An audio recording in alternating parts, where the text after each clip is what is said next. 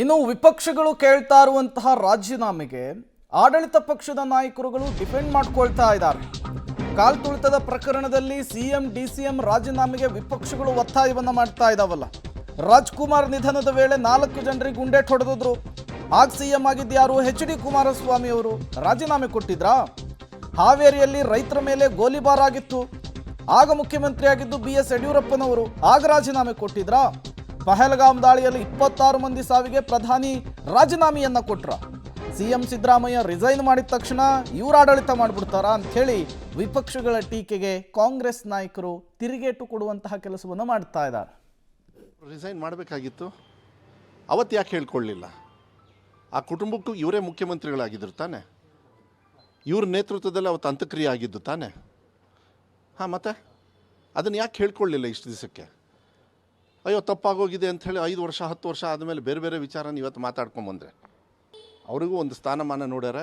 ಮುಖ್ಯಮಂತ್ರಿಗಳು ಯಾರಿದ್ದರು ಆ ಟೈಮಲ್ಲಿ ಅಂದರೆ ಕುಮಾರಸ್ವಾಮಿ ಅವರೇ ಅಂತಲೇ ಹೇಳಬೇಕು ಹೊರತು ಬೇರೆಯವ್ರ ಹೆಸರು ಹೇಳೋದಕ್ಕಾಗೋದಿಲ್ಲ. ಇಂಥ ದುರಂತ ಒಂದು ಮಾನ್ಯ ಮುಖ್ಯಮಂತ್ರಿಗಳು ಹೇಳಿದರು, ಇತಿಹಾಸದಲ್ಲಿ ಆಗಿಲ್ಲ. ಮನಸ್ಸಿಗೆ ನೋವಾಗ್ತಾ ಇದೆ, ತಡ್ಕೊಳಕ್ಕಾಗ್ತಾ ಇಲ್ಲ. ಆದರೂ ಕೂಡ ಇದನ್ನು ಸರ್ಕಾರ ಮುಂದೆ ಯಾಕೆ ಇದಾಯಿತು ಅದ್ರ ಬಗ್ಗೆ ನಿರ್ದಾಕ್ಷಿಣ್ಯವಾಗಿ ತಗೊಳ್ಬೇಕು. ಆಯಿತು, ಇವರು ಮುಖ್ಯಮಂತ್ರಿಗಳು ರಿಸೈನ್ ಮಾಡಿದ ತಕ್ಷಣ ಇನ್ನು ಕುಮಾರಸ್ವಾಮಿ ಅವರು ವಿಜೇಂದ್ರ ಅವರು ಬಂದು ಇಲ್ಲಿ ಕೂತ್ಕೊಂಡು ತೀರ್ಮಾನ ಮಾಡ್ತಾರಂತ ಏನು ಮಾತಾಡ್ತಾ ಇದ್ದೀರಾ? ಆ ಯೋಗ್ಯತೆ ಅವರಿಗೆ ಇತ್ತಲ್ಲ. ಯಾರು ಗೊಬ್ಬರ ಕೇಳಿದವರಿಗೆ ಬುಲೆಟ್ ಹಾಕಿ ಹೊಡೆದಿದ್ದು ಯಾರ್ರೀ? ಮಾತಾಡಬೇಕಾದ್ನ ಚರ್ಚೆ ಮಾಡಬೇಕಾ? ಸಾವನ್ನು ಇಟ್ಕೊಂಡು ರಾಜಕೀಯ ಮಾಡುವಂಥ ದುರಂತ ಮಾಡೋದು ಬೇಡ. ಇವರು ಜನ ಇವತ್ತು ನೊಂದಿದ್ದಾರೆ.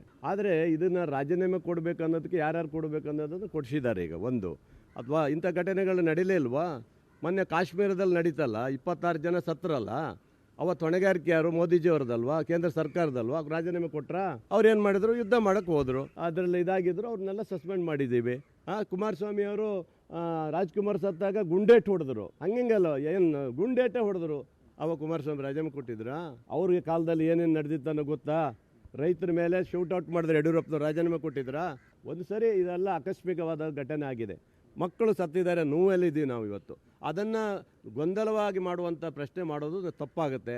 ಹೆಣದ ಮೇಲೆ ರಾಜಕೀಯ ಮಾಡತಕ್ಕಂಥ ದುರ್ಗತಿ ನಮಗೆ ಬಂದಿಲ್ಲ, ಅದು ಬರೋದೂ ಇಲ್ಲ. ರಾಜ್ಕುಮಾರ್ ಅವ್ರ ಘಟನೆ ಹೇಳಿದ್ನಲ್ಲ, ನಾನೇ ಹೇಳ್ತಾ ಇದ್ದೀನಲ್ಲ, ರಾಜ್ಕುಮಾರ್ ಅವರ ಘಟನೆ ಯಾರು ಬೆಂಗಳೂರು ನಗರದಲ್ಲಿ ಅಶಾಂತಿಯ ವಾತಾವರಣ ಉಂಟು ಮಾಡಲಿಕ್ಕೆ ಪ್ರಯತ್ನ ಪಟ್ಟರು, ಸಿಮೆಂಟ್ ಡಬ್ಬಗಳಲ್ಲಿ ಸಿಮೆಂಟ್